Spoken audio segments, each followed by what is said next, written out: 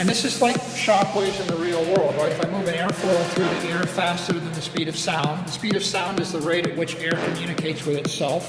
The air can't get out of the way. I pound into it. I create massive turbulence and noise. The way to solve it is you go slower, but then you're not supersonic.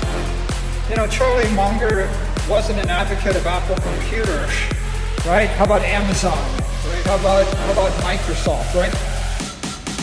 Warren Buffett's a friend of Bill Gates for how many years, and he still hasn't bought Microsoft stock?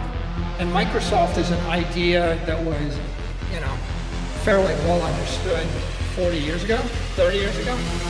So what you have is something so powerful that everyone's being asked to have an opinion. Presidents, the president of Russia, the president of most nation states, they're asked to have an opinion. Every investor's asked to have an opinion. But what if I told you couldn't really understand it without 100 hours of time invested? How many people after the age of 40 spend 100 hours studying anything? Like once you get to, how about the age of 65? You don't think a monk is popular? Aren't you sure they did it? Isn't it obvious? I would say it's almost certain that he hasn't spent 10 hours. It's up, I would say the same with most macro investors. I would say the same with a lot of crypto investors. The world is full of, okay, how many people, I see it because I see it in my feed. Most people in the crypto space haven't spent 100 hours studying. How many people spend 100 hours studying the stock that they hold in their portfolio? How many people spend 100 hours studying Facebook?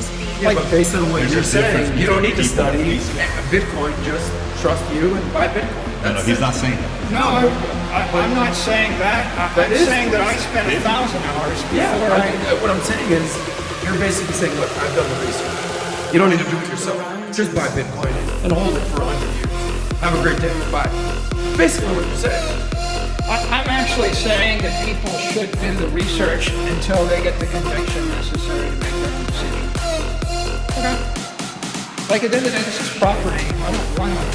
I'm not promoting my own security. I'm not promoting an exchange. I'm basically suggesting go west, young man, get some land. Right? It's like go to America, right? Get some property and make a life for yourself. But you decide whether you're wanting to do that or not. Here's the more important point though. It's every single influential person in the world is being asked to have an opinion, but they're not spending 100 hours on the opinion. If I roll the clock back 100 years and I went to every politician and every rich person in the world in the year 1900 and I asked them what they thought about electricity, what do you think they'd say? How about airplanes in the year 1904? What was the opinion then? So it's not unreasonable, and I don't think we should be spending a lot of time fixating upon the opinions of famous and powerful and rich people about a technology that they have not chosen to make a focal point of their interest. Well, especially when they're 98 years old. That has to be a fact. I think the more important point is everybody thinks for themselves, right? So you wouldn't go to Charlie Munger and ask him to pick out stocks and your stock. Like, name every winning stock in the past decade. Netflix, Google, Apple, Facebook, Amazon. How many of them were recommended to you by any of these people that you're getting attention? None of the Bitcoin antagonists or critics would have recommended or did recommend any of those stocks, right? So it's kind of a moot point. It's really just marketing or sparks that are being set up, because what happens is these guys in the media, they interview them and they want to get a rise out of them, so they actually throw this out there. Nobody's asking Warren Buffett's opinion of silver or gold right now, because no one's interested in hearing the answer.